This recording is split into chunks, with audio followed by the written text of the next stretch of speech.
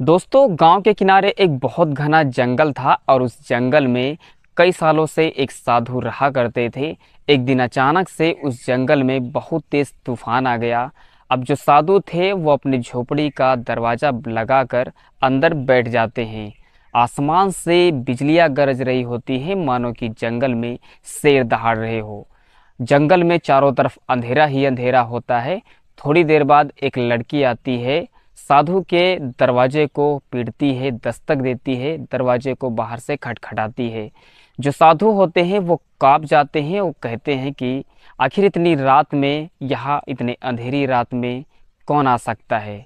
साधु थोड़ा सा डरे हुए होते हैं, थोड़ा सा हिम्मत जुटाते हैं और उस हिम्मत के साथ झोपड़ी का दरवाज़ा खोलते हैं। खोलने के बाद देखते हैं कि उनके सामने एक 18 साल की कुंवारी कन्या खड़ी हुई है। इस चीज़ को देखकर साधु हैरान हो जाते हैं कि आखिर इतनी रात में एक जवान लड़की यहाँ जंगल में क्या कर रही है।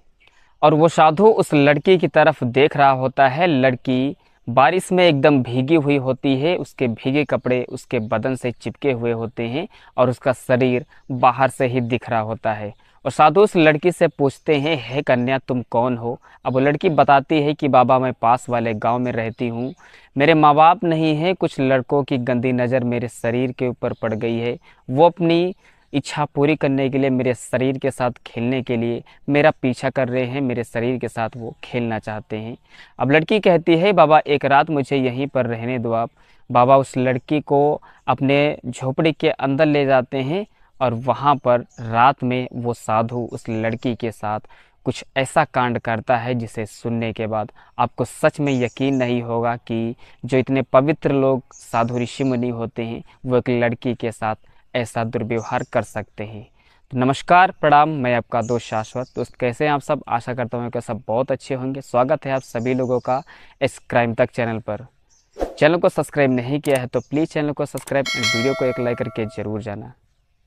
दोस्तों, आज की जो कहानी मैं आपको सुनाने जा रहा हूँ, ये कहानी है एक साधु की और एक जवान कन्या की।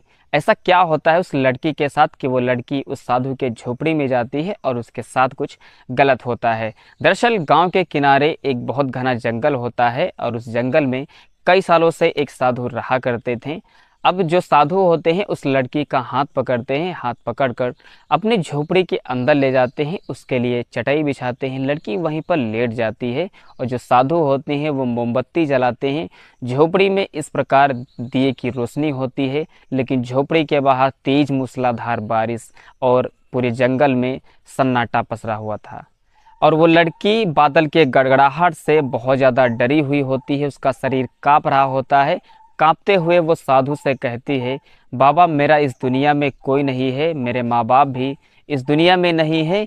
इस वजह से गांव के कुछ लोगों की नज़र मेरे सुंदरता पर पड़ जाती है और वो लोग मुझे हवस का शिकार बनाना चाहते हैं, मेरे शरीर के साथ वो खेलना चाहते हैं, मेरा वो शरीर का शोषण करना चाहते हैं। साधु मन ही मन में सोचने लगते हैं कि इस लड़की का इतने तूफान में, इतनी तेज बारिश में मेरे झोपड़ी में आना सही है या फिर कोई मजबूरी है। अब जंगल में चारों तरफ तूफान बढ़ता ही जा रहा था। उस झोपड़ी में सिर्फ दो लोग होते हैं, साधु और वो लड़की। थोड़ी देर बाद लड़की साधु से कहती है, बाबा मैं बहुत ज़्यादा डरी हुई हूँ, क्या आज रात मैं यहीं पर रुक जाऊँ। जो साधु होते हैं वो लड़की की तरफ देखते हैं और कहते हैं कि हाँ बेटा, आज रात तुम यहीं रुक जाओ, बाहर इतनी तेज़ बारिश हो रही है, तुम कहाँ जाओगी। अब लड़की वहीं ज़मीन पर बिछी चटाई पर लेट जाती है, साधु भी अपने बिस्तर पर लेट जाता है। साधु उस लड़की को देख रहा होता है और अपने आप को रोकने की कोशिश कर रहा होता है, मगर उस साधु के मन में कुछ चल रहा होता है, हलचल, बेचैनी। सालों से सोए हुए जज्बात अचानक से जग उठते हैं। अब वो साधु होता है वो लड़की की तरफ देखता है और अपने आप को रोकने की कोशिश करता है, क्योंकि लड़की का जो शरीर होता है वो भीगा होता है, उसके कपड़े उसके जिस्म से चिपके हुए होते हैं। साधु के अचानक से उसके मन में वासना जाग जाती है। थोड़ी देर बाद वो साधु लड़की के रोने की आवाज़ सुनता है, उठकर बैठ जाता है और उस लड़की से पूछता है, क्या बात है बेटी, तुम क्यों रो रही हो। और उस लड़की ने कहा, बाबा मेरे साथ कुछ ऐसा हुआ है जिसे मैं बता नहीं सकती। साधु ने कहा, ऐसी कौन सी बात है जो तुम नहीं बता सकती हो। लड़की ने कहा, बाबा मैं कोई अच्छी लड़की नहीं हूँ, मैं प्यास से भरी लड़की हूँ, मैं अपने जीवन का चरम सुख नहीं ले पाई, मैं अपने जीवन का आनंद नहीं ले पाई। अब लड़की ने कहा कि मैं एक साधारण लड़की नहीं बल्कि मैं एक आत्मा हूँ। अब ये सुनकर साधु बहुत ज़्यादा हैरान हो गया।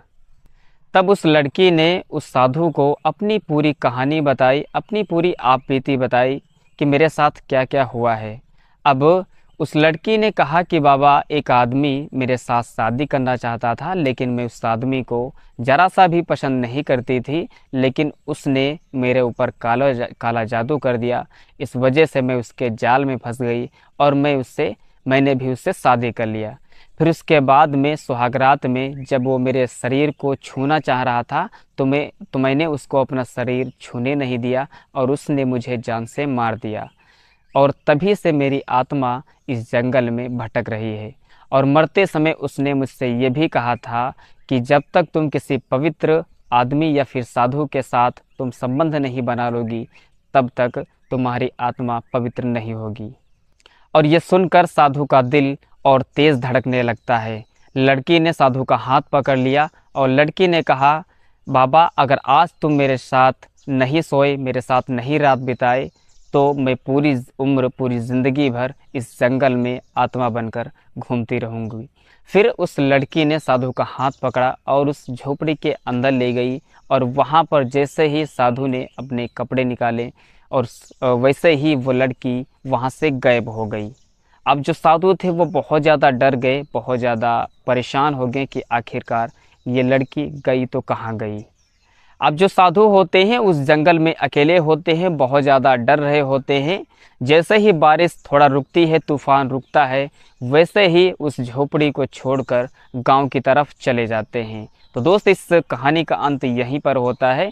तो दोस्त वीडियो आपको कहानी कैसे लगी, कहानी अच्छी लगी तो वीडियो को लाइक और चैनल को सब्सक्राइब करके ज़रूर जाना। मिलते हैं एक और कहानी के साथ, तब तक के लिए धन्यवाद।